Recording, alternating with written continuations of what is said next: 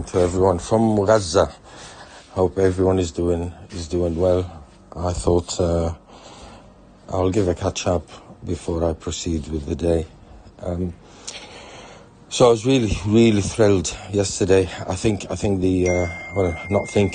am sure now the water project is working really nice, easy, smoothly. People are engaging. People are very grateful because they're seeing the results, and especially that we're reaching areas that no one has done before. So that is really good.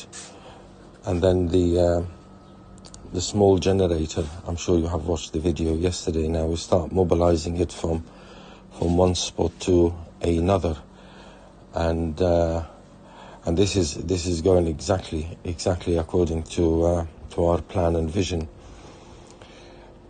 So yesterday, just the area, it was in Khan Yunis / Al Garara, and these people didn't have water for about 3 days, i.e., they struggled to get it. And yesterday, we just 2 hours a day. 2 hours a day can make a huge difference to the 300 / 400 people immediately. And this is what we achieved. And what I'm expecting now is just to identify another water wells nearby the small generator. Because the other challenge I found yesterday was transportation, and be able to go and get that generator and moving it from one place to another.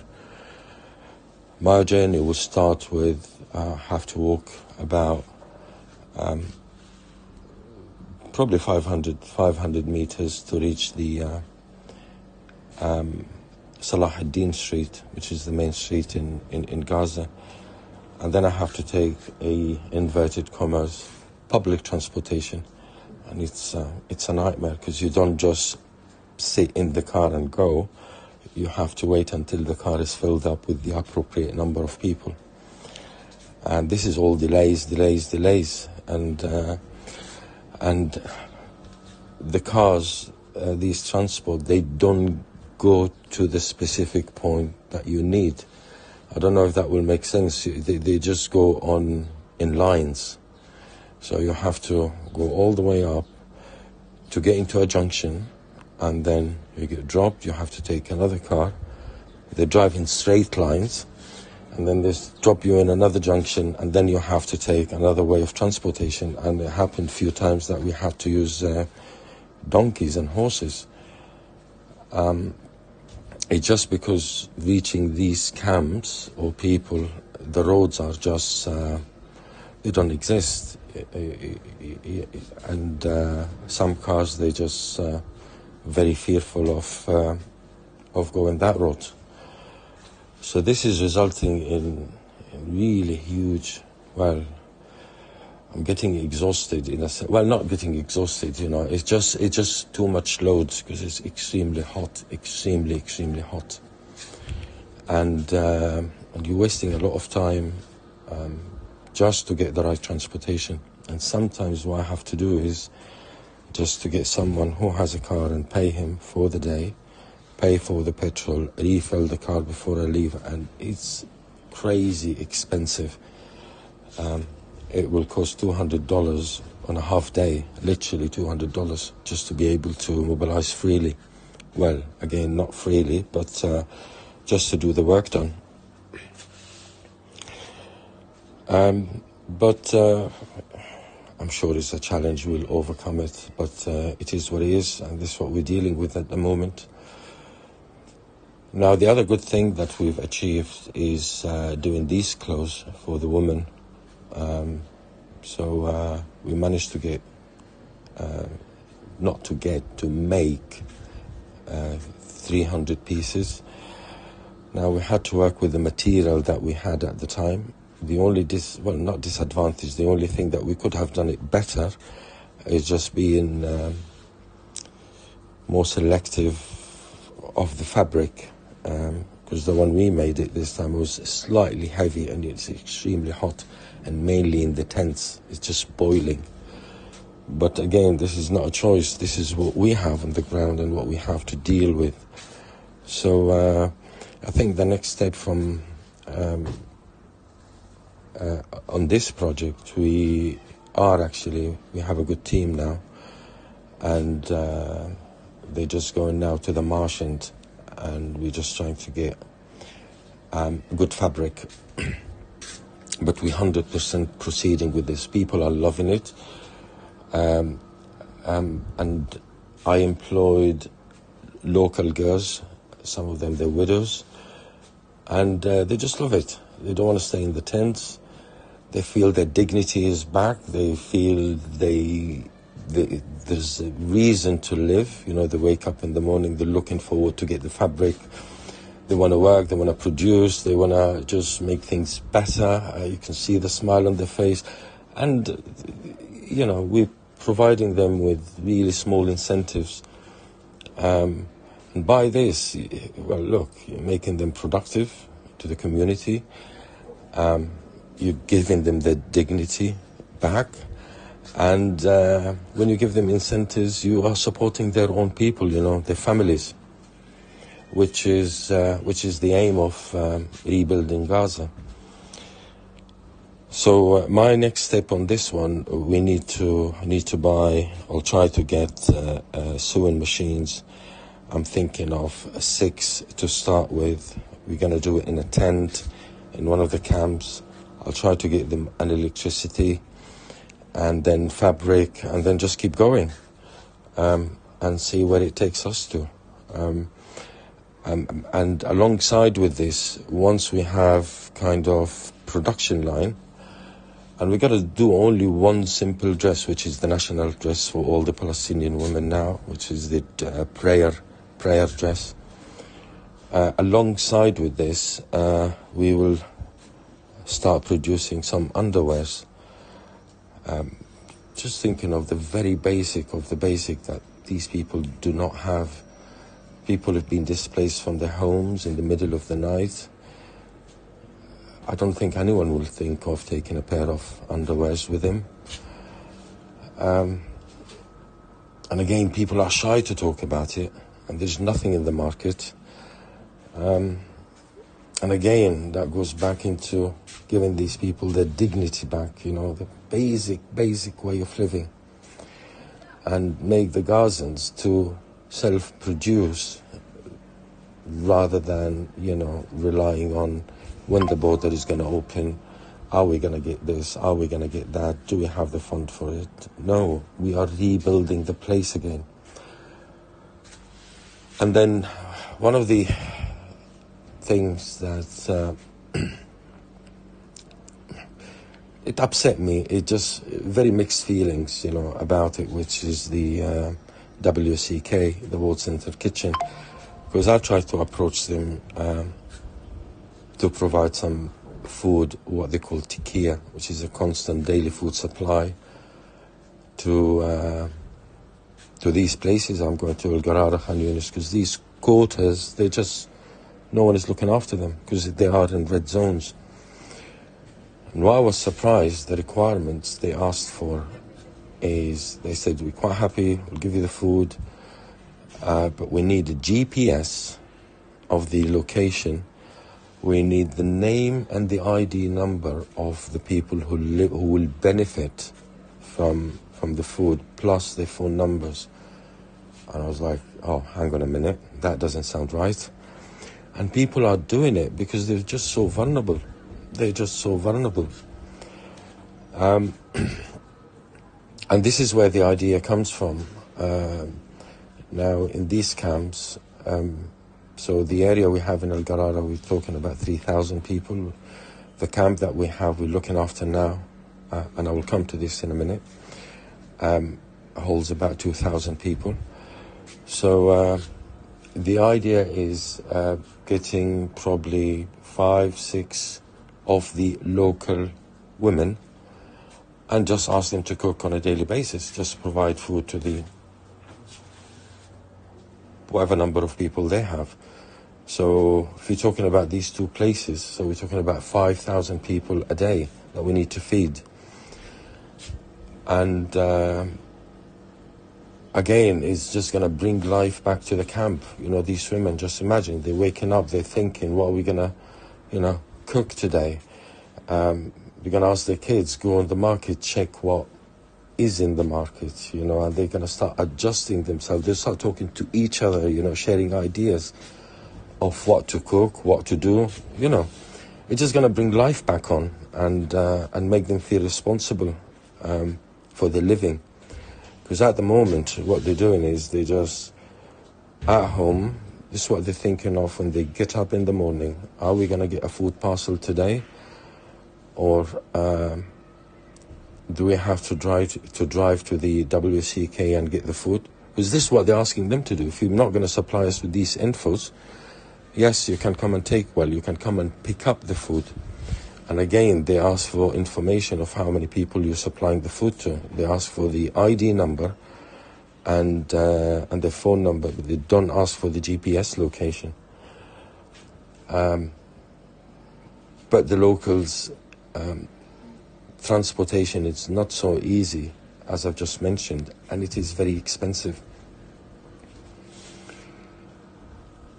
So this is an idea that we will be working on over the next few days, and it's really worth exploring, because now that you have the water brings life into the place. Once you have water, then you can start, the food project, and it's going to be helpful. It's going to make a difference to people. I can see it. Now, lastly, we had an appeal for a camp. Camp doesn't have a name yet, because the people were just displaced from Rafah after the last bombing in Tal Sultan. And there were about 1,200 people, and now there are about 2,000 people. So when I visited them first time, they were only appealing for water and toilets. I went with the team, we built about 4 toilets for them. We bought them 2 big water barrels, 1,500 litres each, the capacity, which was quite helpful. But then we realized they don't have water, but they had a water well.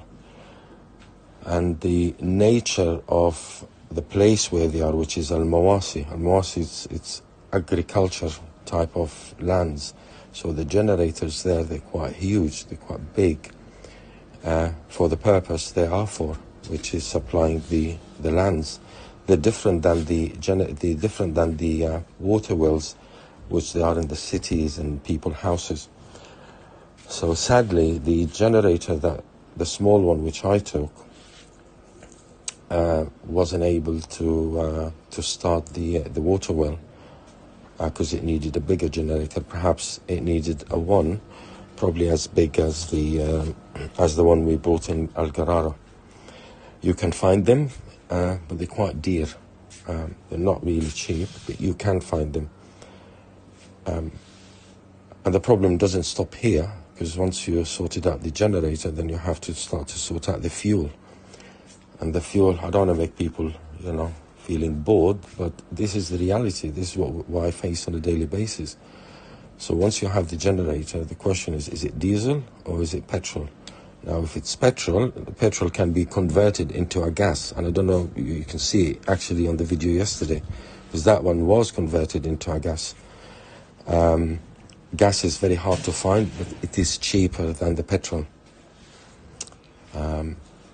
And then if you're having a generator, a bigger one, that one relies on diesel, the challenge with finding the fuel, the challenge is paying for the fuel, because diesel is around, but it is expensive. But what they do here is they mix it with oil, with cooking oil. I don't know how they do that, but it does the work. And in this way, they reduce the price, the costing price, but then you probably have to make sure you maintain it on a regular basis. So each of them has its own challenges, but it's doable, definitely can be done. And, well, we have done it, but we just need to continue doing it. So the reason I was talking about this camp, so this camp now, it's not, what's the expression, a can of worm that you've opened. Because now I know it's Al Mawasi agricultural area. There's lots of water wells, and yeah, this is the other thing I've noticed. These camps, they either they have names or they don't have names. So the ones that they have names, they're often sponsored by someone, an organization that they look after them in sense of, I don't know, tents. They make borders, they security, tequila, food. But the camp that we visited were the 2,000 people, and there are lots of these camps. I think if I had it easier on transportation, i.e. if I had my own car just to go around, I think I'll start seeing more horrible things. Because although I am able to go around, but I'm still restricted on the time, where to go, how to go, blah, blah, blah. So, yeah, coming back to the camp, if now that I know there's agriculture, there are lots of water wells, but now I know that these water wells, they need a bigger generator. Now, if I can get a mobile big generator, then I am confident, with no doubt. I mean, if it will travel around 5 places a day, we will be providing fresh, clean water to at least 15, 20,000 people, at least. And as I said, and it is genuine, actually. Get the water sorted, food will come, and hygiene will get better. And this is what we'll be working on over the next 2 weeks before we start moving into the medical points. I have the team outside. They're really doing an excellent work, an amazing work. We're trying to get some medications, medical equipment in. So we're just trying to find the right channels to do it.